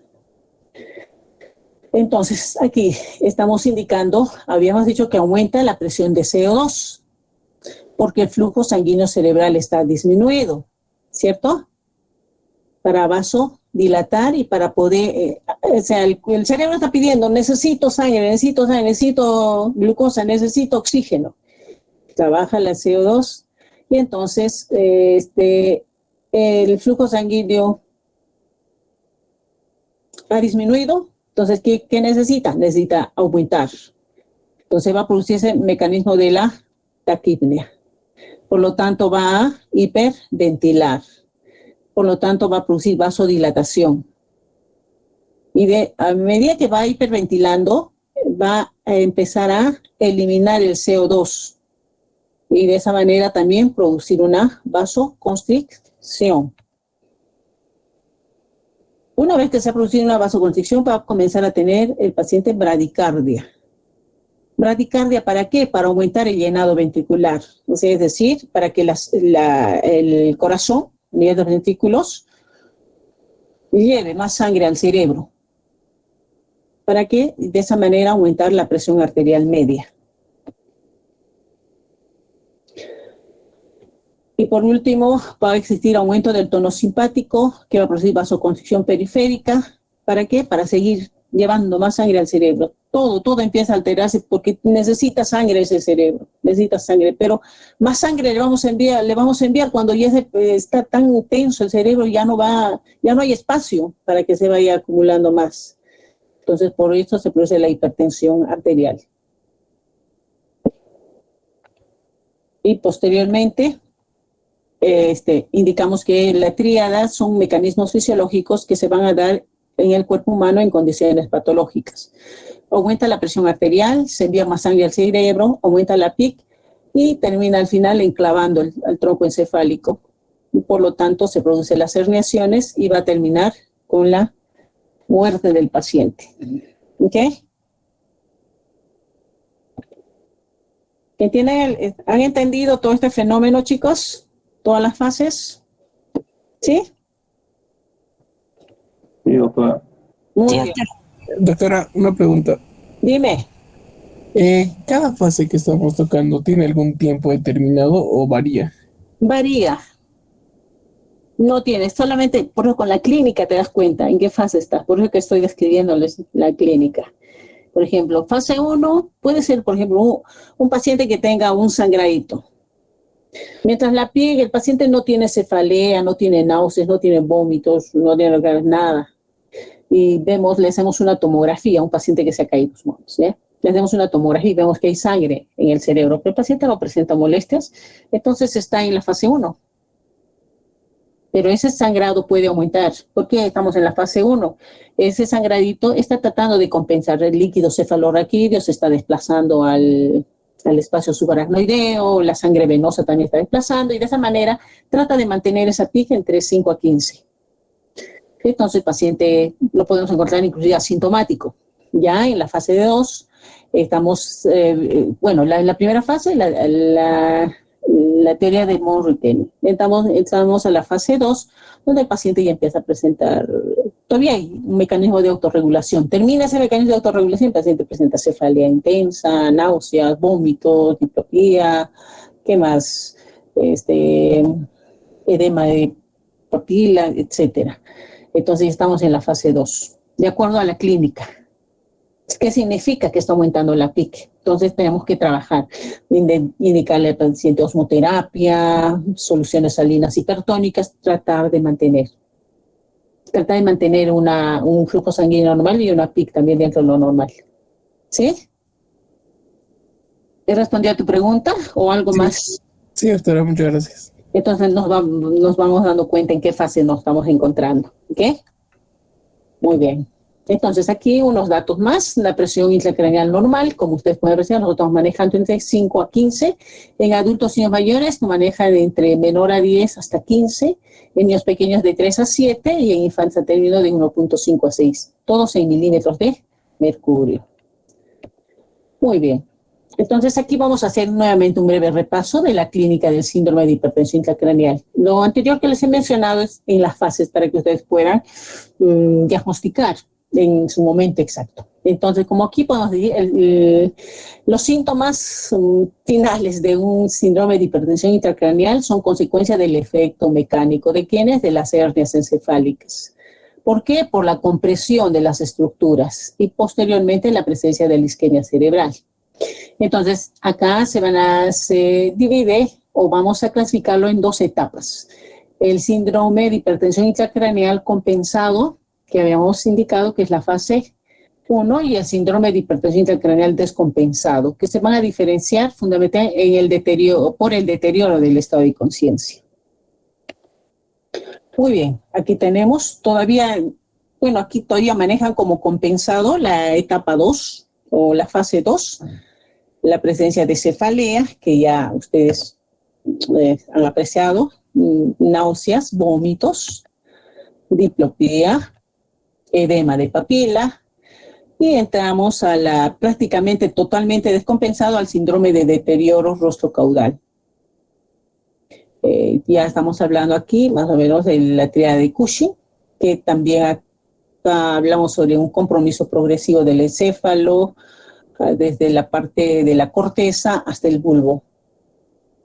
Entonces vamos a encontrar nuestras alteraciones del estado de alerta, los reflejos pupilares, los movimientos oculares, signos de focalización, etcétera.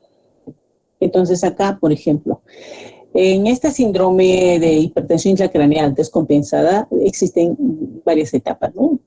cuatro etapas: la diencefálica temprana, diencefálica tardía, la mesencefálica y la pontovulvar.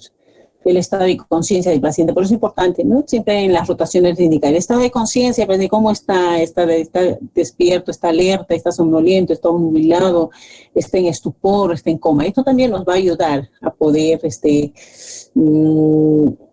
ver la situación del paciente, ¿no? En un síndrome de hipertensión intracraneal. El patrón respiratorio, cómo es la respiración de tipo Cheyne-Stokes, o está con hiperventilación neurogénica central, o su respiración es irregular.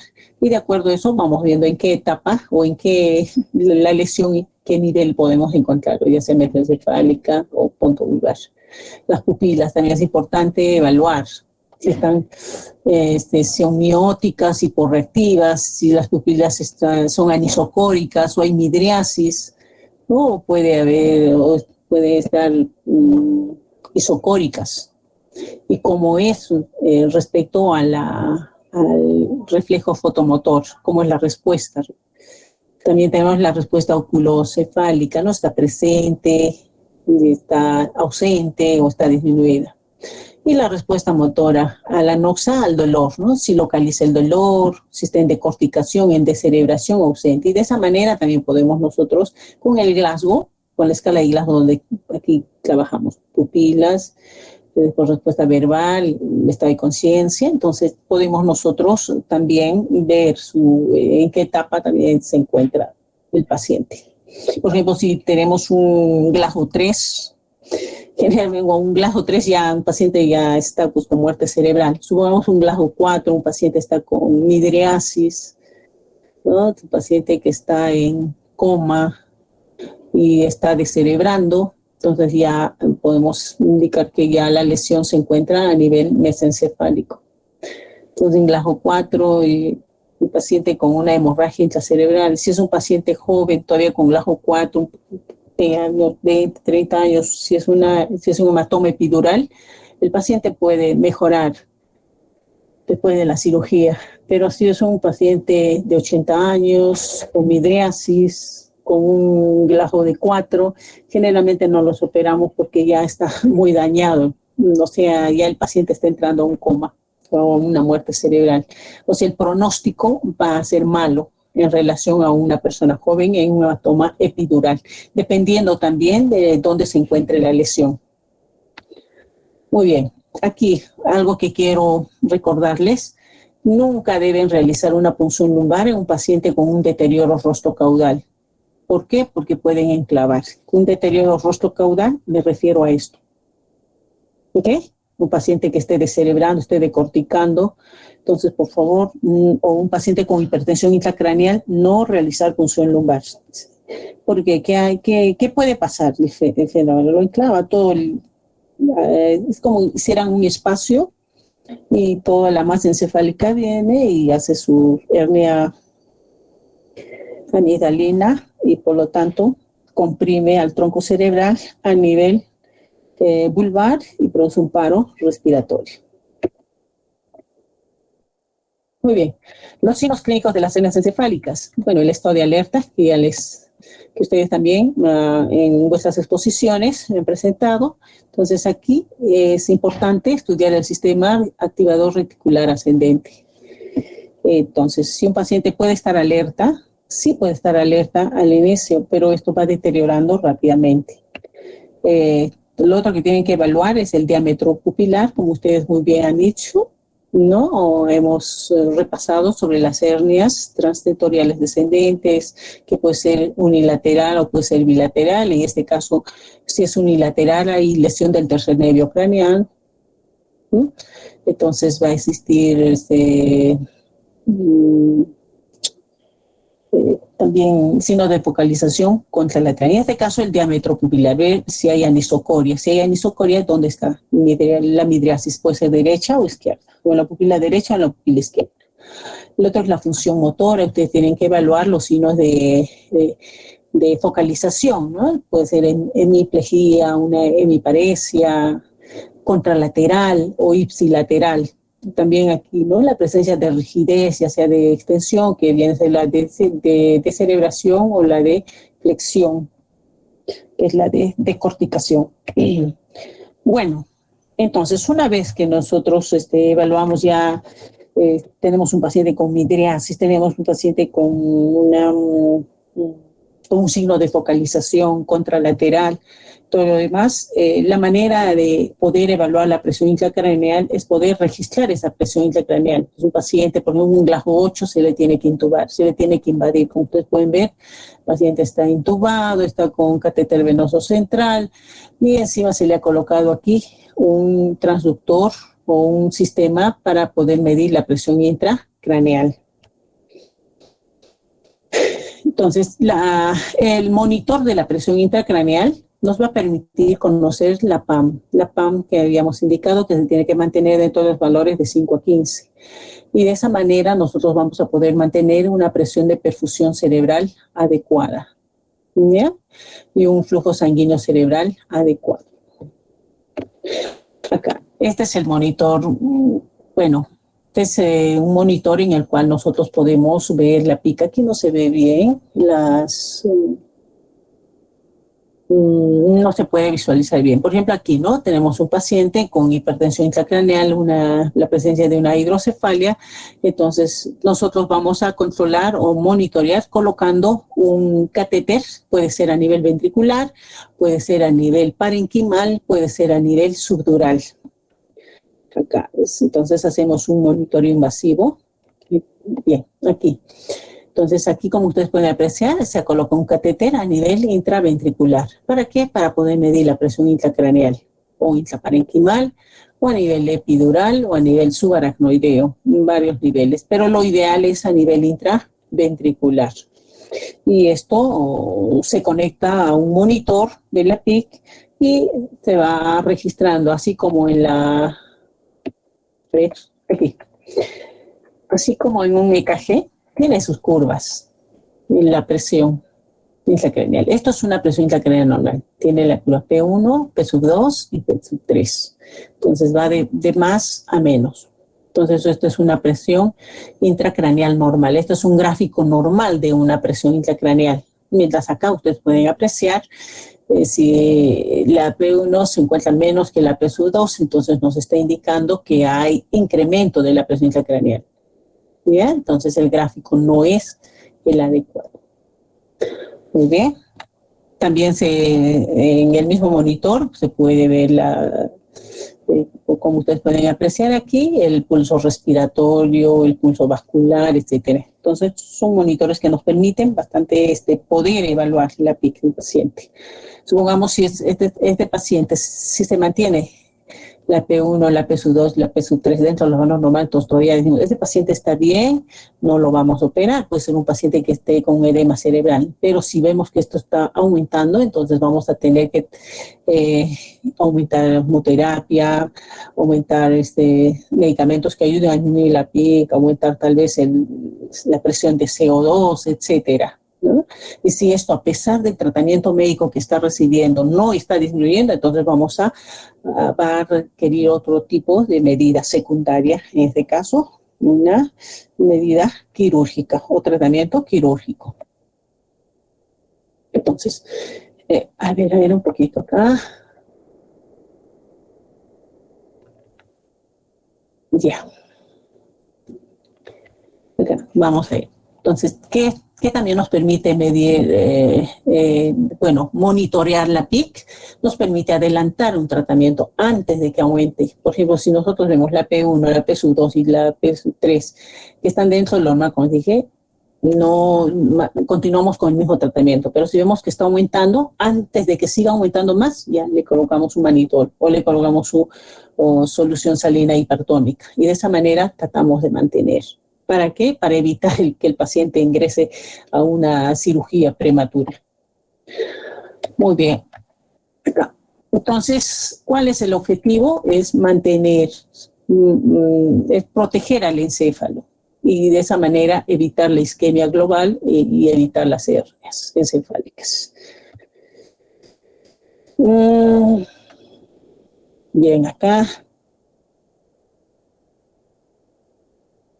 Entonces, como les estaba indicando, Para el tratamiento de la hipertensión intracraneal vamos a tener medidas generales y medidas específicas, de acuerdo a la complejidad. Dentro de las medidas generales, lo primero que hacemos es sedar al paciente, relajar al paciente, intubar. Cuando ya tiene un grado menor a 8, intubar. ¿Para qué intubamos? Para que llegue buena cantidad de oxígeno al cerebro. De esa manera se da una buena asistencia respiratoria.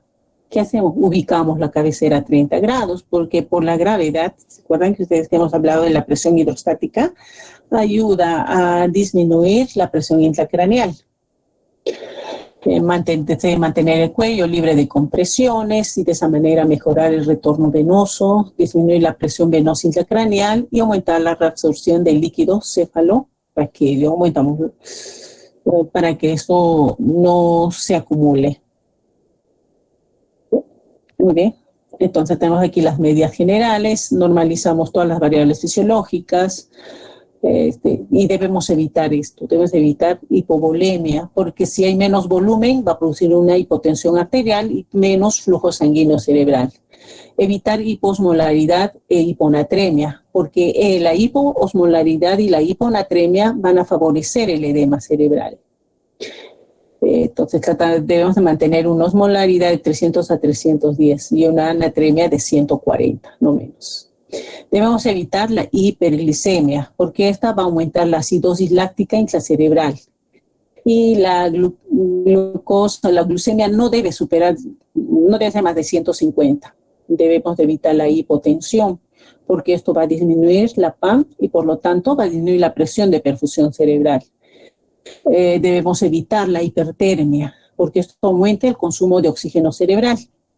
Y hay menos glucosa, menos oxígeno del cerebro, por lo tanto puede aumentar la isquemia. Debemos evitar la anemia, por estos pacientes se debe de transfundir sangre. ¿Por qué? Porque disminuye la disponibilidad de oxígeno cerebral, por lo tanto debemos mantener una hemoglobina mayor de 10 gramos por decilitro. Debemos evitar que más la hipoxemia, evitar la hipercapnia, porque producen vasodilatación arteriolar. Debemos tratar de mantener una presión de oxígeno mayor de 60 y una presión de CO2 entre 35 y 40. Son medidas generales. Bueno, si estas medidas generales, como dice aquí, no logran controlar la presión intracraneal, utilizamos las medidas específicas. Muy bien, y estas se van a dividir en dos niveles. El primer nivel de tratamiento, que va a ser drenar el líquido cefalorraquídeo, ¿no? Por ejemplo, nosotros hemos colocado un catéter intraventricular. ¿Para qué? Para medir la PIC. Y aprovechamos ese catéter para poder drenar ese líquido cefalorraquídeo, porque está ubicado en el ventrículo. Lo otro es hiperventilar al paciente, pero no más de 1 hora, ¿no? Hiperventilamos, hiperventilamos manteniendo la presión de CO2 entre 30 y 35. Entonces, la hiperventilación va a provocar vasoconstricción. Por lo tanto, va a generar disminución del volumen sanguíneo intracraneal. Por eso es que no nos conviene hiperventilar más. El uso de corticoides. ¿En qué pacientes? En pacientes con edema vasogénico. O sea, pacientes generalmente, ¿qué nos produce edema vasogénico? Los tumores cerebrales, los abscesos cerebrales. Entonces, podemos utilizar corticoides. En dosis de dexametasona de 16 miligramos por día a 32 miligramos por día. ¿Ya? Nosotros hemos tenido un caso de una pacientita con un tumor cerebral gigante que vino con hipertensión intracraneal. No podíamos conseguir una unidad de cuidados intensivos para el manejo postquirúrgico y lo hemos mantenido con corticoides a altas dosis, con monitor. Y bueno, la paciente mejoró bastante hasta el déficit de focalización que tenía. Utilizamos cloruro de sodio hipertónico al 3%. ¿Por qué? Porque va a disminuir el líquido intersticial y el intracelular, que va a provocar hipervolemia sistémica y de esa manera va a aumentar la PAM y va a evitar la hiponatremia. Muy bien. Lo otro que también utilizamos es ingresar al paciente en coma barbitúrico. Ingresar al paciente en una hipotermia, mantenerlo entre 32 y 34 centímetros. Y hemos dicho que la hipertermia producía aumento del consumo de oxígeno. Entonces, por eso que tiene que entrar el paciente por TM. Cuando ustedes entren a la UCI van a encontrar al paciente con sus bolsitas de hielo para poder disminuir esa TEC. Ahora, si el paciente no mejora con el tratamiento que está recibiendo, entramos al segundo nivel de tratamiento, que viene a ser la craniectomía descompresiva con apertura y plastía de la dura madre y la resección del hueso. Y de esa manera va a aumentar el espacio para ese cerebro que se está edematizando y va a evitar que disminuya las herniaciones encefálicas. Muy bien. Acá dice que los estudios clínicos demostraron que la resección aislada del hueso disminuye el 15% el valor de la PIC, mientras que si esta se asocia a una apertura de la dura madre, la disminución de la PIC alcanza un 70% del valor inicial. Ahora, en un trauma, la craniectomía puede ser primaria o secundaria, según se asocie o no a evacuación del hematoma. También existen casos donde hay pacientes que presentan un infarto cerebral maligno, en los cuales se realiza esta craniectomía descompresiva con buenos resultados. O una hemorragia subaracnoidea masiva. Ahorita les explico esta parte que le acabo de leer. Bien, entonces ¿estamos con el tiempo o estamos ya fuera de hora, chicos? Todavía, 3 minutitos. Bien, entonces vamos a hablar sobre la craniectomía descompresiva, que viene a ser ya la segunda modalidad de tratamiento. La craniectomía descompresiva es un procedimiento. Realizamos un retiro temporal de una porción del cráneo. ¿Para qué? Para aliviar el aumento de la presión intracraneal. Entonces, podemos realizar 2 tipos de craniectomía. Puede ser una bifrontal o de tipo Kelber o una craniectomía lateral. Para ello es importante la posición del paciente en todo procedimiento quirúrgico. La posición del paciente, la incisión a nivel de cuero cabelludo, la craniectomía, el retiro del hueso, la apertura dural y finalmente la descompresión, terminando con el cierre. Ustedes pueden apreciar, vamos a hacer una craniectomía descompresiva frontal. Entonces, ¿qué significa eso? Que vamos a retirar toda esta parte del hueso, toda esta parte frontal. ¿Para qué? Para darle espacio, porque tenemos pacientes que pueden tener una contusión hemorrágica o un infarto a nivel frontal. Entonces, tenemos que darle espacio. Ese es uno de los procedimientos.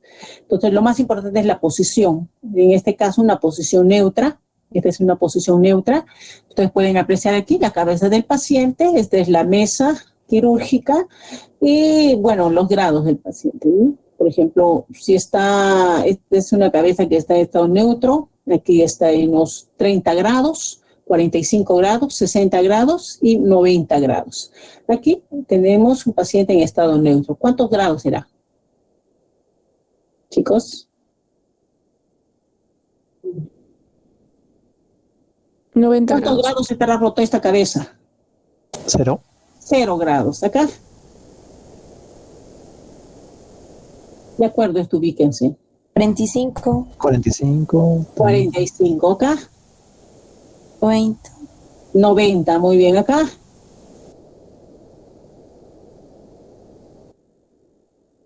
135. 135. ¿Acá? 180. 180. 180 grados. Ahí ya estoy. No, 0. 160 grados, porque estamos, aquí está mirando para arriba y aquí está mirando para abajo, ¿ya? Estas son bueno, voy a aprovechar también esto para indicarles que estas son las posiciones quirúrgicas de la cabeza, ¿ok? No se olviden, por favor, ya cuando trabajemos sobre traumatismo, el resto ya viene, esto es lo básico. Luego, acá tenemos el paciente para una craniectomía bifrontal. El paciente tiene que estar en posición neutra, o sea, 0 grados de rotación, la cabeza no va rotada. Ustedes pueden apreciar aquí la mesa quirúrgica y este es un cabezal, el cabezal de Mayfield, cual tiene unos pines para fijar la cabeza y de esa manera esta cabeza no se pueda mover mientras se va realizando la intervención quirúrgica. Entonces, una vez que tenemos, ubicamos nuestra línea de incisión. Una incisión, ¿qué tipo de incisión será? Bicoronal. Bicoronal, muy bien, una incisión bicoronal. Seguimos. Entonces, bueno, hay que saber algo de peluquería también, de neurocirugía. Y estamos realizando aquí el corte de cabello. ¿Ya?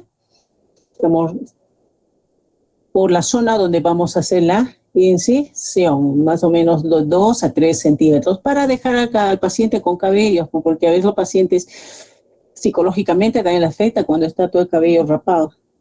Bien, muy bien. Entonces, una vez que ya hemos marcado nuestra línea de incisión, colocamos los campos quirúrgicos, realizamos la asepsia y la antisepsia, puede ser con alcohol iodado, isodine espuma, isodine solución, y ahora que está muy de moda el uso de la clorhexidina. Entonces acá, una vez que ya se ha hecho toda la asepsia y antisepsia, colocamos los campos quirúrgicos y colocamos este campito estéril que se llama Ioban, que contiene yodo también, y de esa manera nos permite que el paciente no se infecte posteriormente. Entonces aquí está la zona en la cual se va a realizar la incisión. Aquí también tenemos instalada una bolsita donde va a drenar posiblemente la sangre. Aquí tenemos los tubos de aspiración. Muy bien. Entonces, la incisión es bicoronal. Tenemos que tener cuidado y no lesionar estos nervios supraorbitarios. Por eso que les insistía bastante en conocer la parte de la vascularización y la inervación del cuero cabelludo. ¿Esta qué arteria será? Dante, Enrique, ¿qué arteria será? Dante, Enrique. ¿Ya no están? ¿Ya terminaron? Wilber, Alex. ¿Ya se fueron, chicos? Gabriela, Adriana.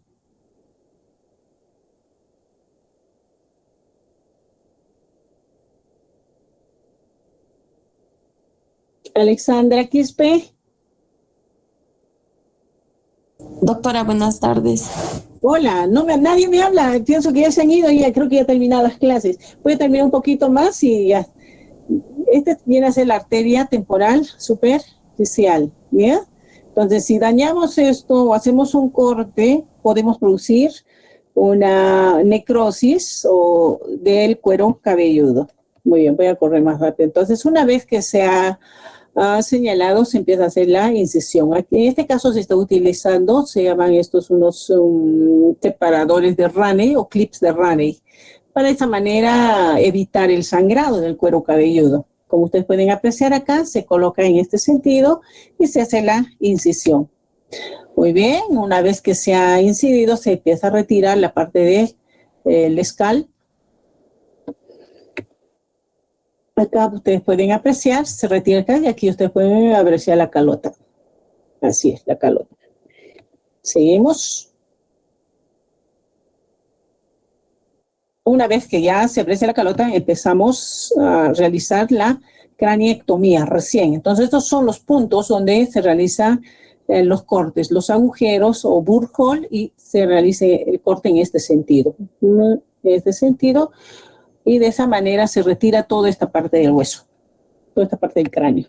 ¿Para qué? Para dejar libre ese cerebro que está siendo comprimido por el efecto de la hipertensión intracraneal. Una vez que se ha retirado la calota o el hueso frontal, realizamos un corte en la dura madre en este sentido. ¿Ya? Este es el seno longitudinal superior. Esta es la región frontal, y entonces aquí en este sentido en forma de herradura bilateral.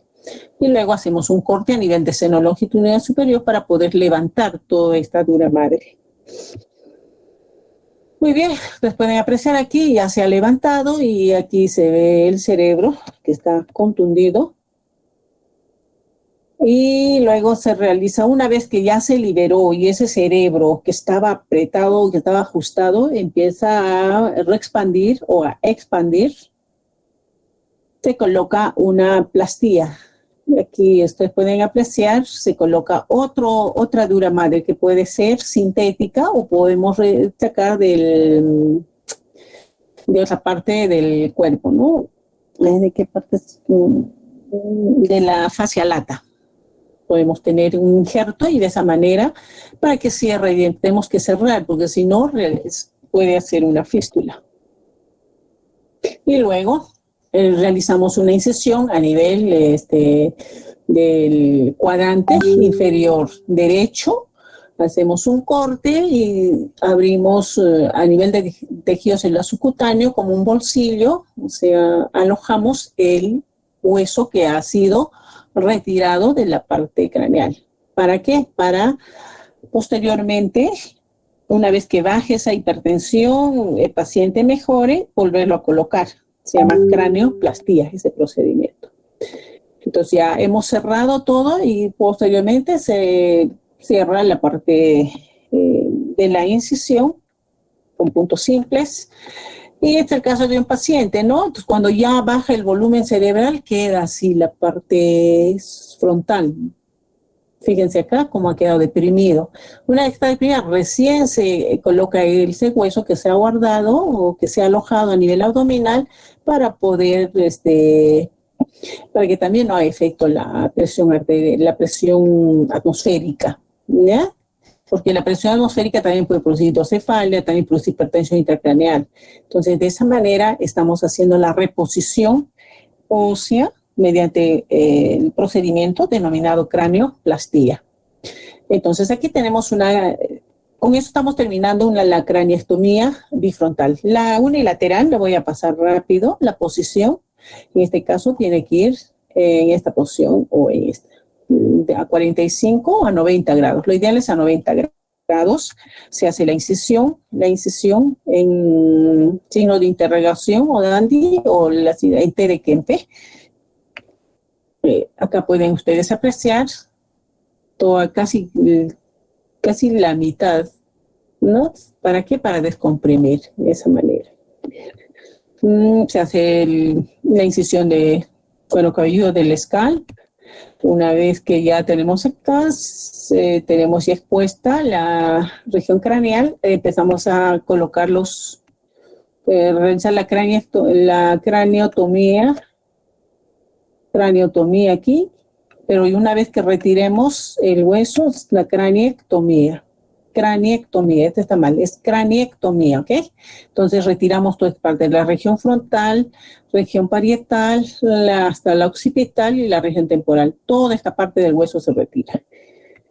Ya tenemos acá la dura madre, hacemos cortes a manera de una estrella, ya está libre ese parénquima cerebral.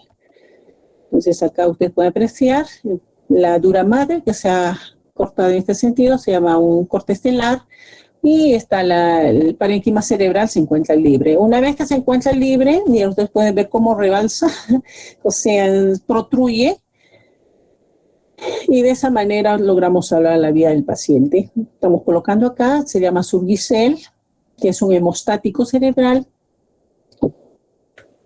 y posteriormente cerramos, hacemos la duroplastía, también podemos utilizar una dura madre sintética o podemos un halo injerto de la fascia lata para poder cerrar esa dura. No podemos cerrar porque si volvemos a cerrar nuevamente todo, no habría, la craniotomía no sería efectiva, tenemos que ampliar.